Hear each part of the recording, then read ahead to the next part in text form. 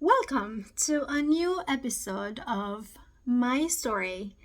I am Sanda and I am here on behalf of Satori Romania and myself. And in the previous episodes, I was telling you about um, Abraham Hicks and the impact that Abraham's teachings had on my life and how it kind of all came in full circle together with Napoleon Hill's Think and Grow Rich and with all the other amazing books like T. Harv Eker's The Secrets of the Millionaire Mind and the teachings of Tony Robbins and all the courses that I took for myself along the years, and of course Bob Proctor. All this kind of came together. Like Abraham was the base of everything, but it also was the glue that just kept everything together for me, because spiritually and materially, it just all started making so much more sense. And I felt that my level of awareness has grown exponentially. And now, I've had mentors along the years, and one of the things I didn't tell you yet is that back in 2016, I started dabbing into real estate investing. And that was something that I really felt, connected with for many reasons. But I always believe that investing in real estate, investing in land and houses, it's offering one of the best return on investment there is. And with that in mind, and with the fact that I had funds available, things started happening. And of course, the economy is the way it is now in Florida, where, back then in 2015, 2016, it was very workable to actually find some houses that are run down and buy them and fix them up and then sell them, flip them, or keep them and rent them out. Now the market has changed and it's increased like 1,000,000% since then. I'm exaggerating, of course, but literally it's so high. The values of the houses now, it's so high that it's not as lucrative as it used to be. You have to be much more imaginative, and there are ways, but it's not as easy, right? So for me, this real estate went hand in hand with the coaching business. And I mean, not hand in hand, but in parallel. That's what I meant.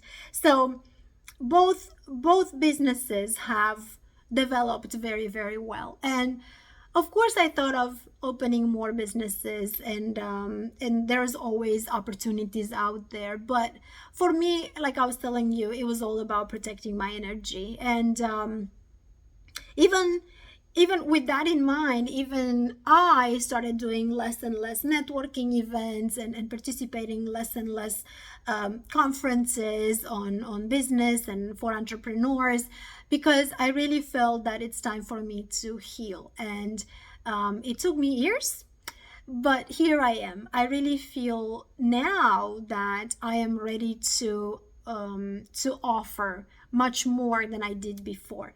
So I'm telling this example because it's an example that coming from my culture where I grew up, I felt completely off sorts with when I first heard it.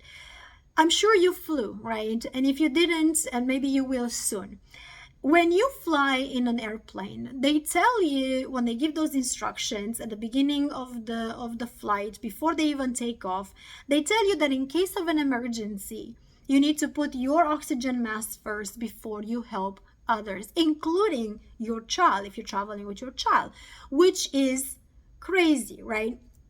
And you're thinking, like, that's what I thought, like, oh my God, this is so selfish, this is so immature. Like, why would I put my mask first before I help others? And I remember that when I first flew, I was probably 10, 11, 12 years old. We took the plane from Bucharest to Constanța. We're going to the Black Sea with my family. And it was a 30-minute or so flight. And it was exciting. It was my first flight. It was a big deal. And the first time I flew, I didn't pay attention to these things. But then later on, when I started working in Turkey and, flying back and forth or going different places in Europe, I would listen to this and it would sound like crazy. Like, wow, like I would like to, if I would have a child, which I didn't have at that point, I would like to, hold my child first. And I may still do. I'm not sure because I've never, thank God, never been in that kind of situation. Um, but then as time progresses, I realize the power of what it means to recharge your batteries first, and how that is not selfish, and how selfishness, it's actually something that I don't believe in anymore. Why? Because if I am not full with my positive energy and with I'm not connected to the source, I now got to the point where I feel way different. If I don't meditate in the morning and I don't do my morning ritual, and I'll tell you about that in a different video, if I don't do that, then it feels different. It doesn't feel like, oh my God, I cannot leave. No, it just feels that my actions are not as inspired, which means that I feel tired faster. I feel like I'm less productive. I feel like I have to work harder. Now, here's the key. If you want transformation and you're working towards it, or anything for that matter, even if you're working for your job, if you meditate in the morning, and if you open up and connect to your divine energy, your divine power, you are going to have an easier time, and things are going to happen easier for you, and you're going to do much bigger things in life. And so the point is that you have to pay attention to the energy around you. You have to pay attention to whom you're surrounding yourself with, and what is it that you want. And if those things, your environment, your friends, the people around you, and what you want are on the same level. Because if you vibrate with what you want here, but your environment is here, guess where you're going to be? Down here where your environment is. So, and you're not going to reach your goals, right? So you need to make sure that you surround yourself with the right people, and you pay attention to your energy. Energy and how you feel are your guidance system. How you feel about anything matters. I realized that I feel great when I write courses, and I feel less great when I have to do, Facebook ads or YouTube ads, or, there are things that are better done by other people. So don't put everything on you, and start delegating. I know you're going to say, well, delegating costs money. That's true. But there are options out there. There are solutions out there. Now, when you say delegating costs money, is that an abundance mindset, or is that the scarcity mindset? So one of the things I've learned from my mentors, because now I got to the point where I have mentors, like mentors who, like I said, are people who have been to where I am and even lower, right? And now they are where I want to be. And that doesn't mean specifically where I want to be. Like, they don't have a build-up center for abundance and personal transformation. It means where I want to be financially, success-wise, satisfaction-wise, higher, right? Higher. They are up there. And so I need these people. For example, I have Kieran. Kieran, it's my mentor from Ireland, and I've met him through the Bob Proctor Institute, and he is fantastic. Like, I'm telling you, mentors are different. They're not coaches, right? I'm a coach and I'm a mentor to some people. These people that I'm mentoring, I only talk to them once a month, or maybe even less than that. But every time I talk to them, they say that they get something out of that conversation that we have together, that it propels them to move forward for a few more months. So this is what mentors do. Mentors are those people who are experts in where you want to be. They are there. They lived that. They're living it, and they're going higher. And these are very important people to have in your life. So coaching, it's one thing, right? Coaching coaches is another thing. And mentoring, it's a whole different situation, at a whole different level. So transformation is possible. Look at me. I am a different person at a different level vibrating than I was initially when I first started the idea that I want something different in life. And you may say, yes, progress, it's normal, right? We all get better, we all grow, we all end up having more, maybe a higher salary, maybe, we have kids, we have a bigger satisfaction. But if there is in you this strong desire for something huge, and I'm saying think big. Progressive steps up are boring, and it's going to take forever to get there. Once you get to a certain level, once you go through coaching, once you get to have this huge goal, because I'm telling you, you should think big. I know it's a stereotype, but yes, you should think big. You should have big ideas and big dreams. Why? Because you're born for that.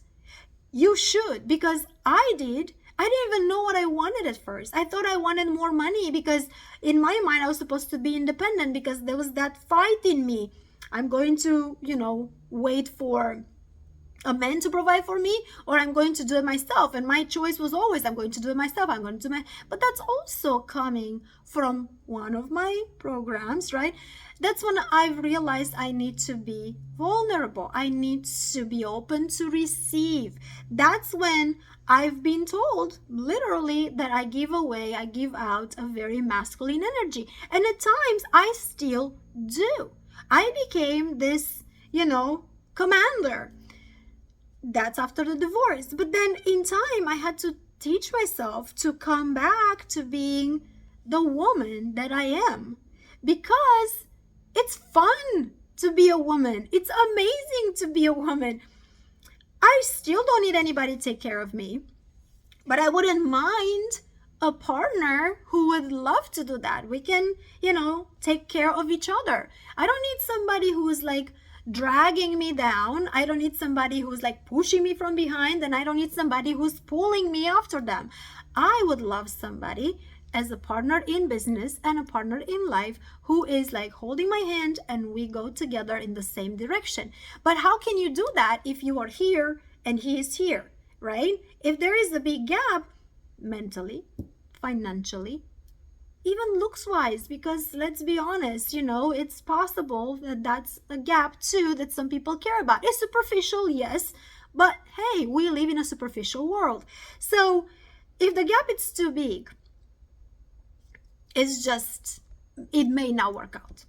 If you can close the gap, then, and it compensates with other things, then all is good. So my point is, you need to know who you are first. You need to put your oxygen mask first. You need to charge your batteries, plug it in, go in retreats, take yoga classes, go to courses, get coaching, go to therapy, do whatever it takes for you to lift yourself up to the highest vibration possible in that moment of time and maintain it there. And after that, you can go ahead and help others. And this is where I am today. I am at the point where my batteries are full. And now I can go ahead and give so much more than I would have given if my batteries were half full, right? So I'll see you in the next episode, and thank you for watching, thank you for following, and thank you for listening to my story. Let me know if there's any of it that really resonates with you, at what level, and what do you take out of all this? This is just my story. I do it because I want to share it, but if there's something that helps you with, it will feel great to know, and maybe I can help you even further. Let me know.